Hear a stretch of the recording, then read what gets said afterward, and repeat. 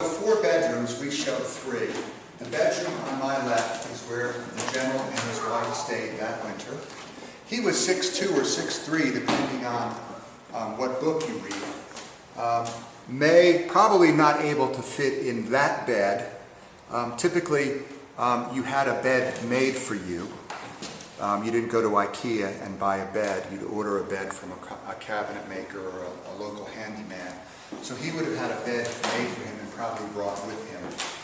There are two pieces of furniture that were here when the general and his wife were in residence. One is the mirror hanging in the corner, the tall mirror, and the other is this very pretty lady's dressing table that's kind of hiding in the corner.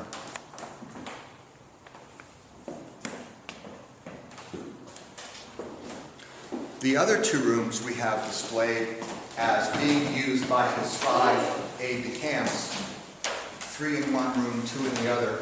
And these are camp beds. They're really designed to be folded up and moved from one campsite to another. The two on the right are reproductions. The one on the left is original and, of course, period. But you typically have some sort of covering over the bed to provide a little privacy.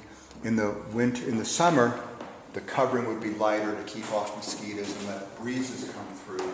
And in the winter, they would be heavier to try to keep some body heat in the sleeping area. When you get ready to move to a new campground, a new campsite, they would be folded up and thrown in a wagon. And that's what they look like when they're folded up. So I'm told they're about 50 or 60 pounds. Not something you put on the back of a horse, but it's certainly something you can throw into a wagon and move with you.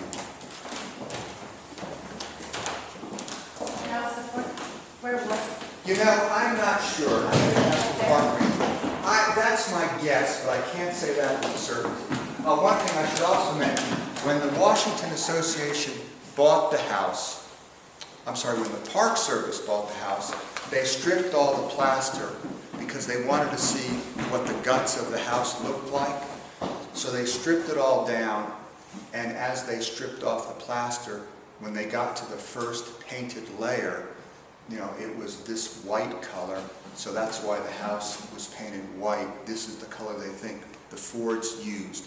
There's actually some controversy about that. Some restorers will say that after 250 years, what looks white today might have been a gray or a green or a blue, and it oxidized over the years. But the Park Service has said, to the best of our knowledge, this is the color that it was here. But again, the house was found to be in remarkably good condition. They did whatever minor repairs they had to, and they put the plaster back. You were looking at the floors. Remember I said they had a lot of cupboards and things to display items. You can see where, obviously, this was where some sort of cupboard was against this whole back wall. Another bedroom, again, we have it set up for 3 of his aide-de-camps and 2. Undoubtedly, when you had like Lafayette coming to visit, or the representative from the Spanish court saying, "I'm bringing you money," these guys would be bumped out into a hallway or somewhere else, and it was all a matter of priority and how high or low you were on the pecking order. We're going to go down some steep steps, so please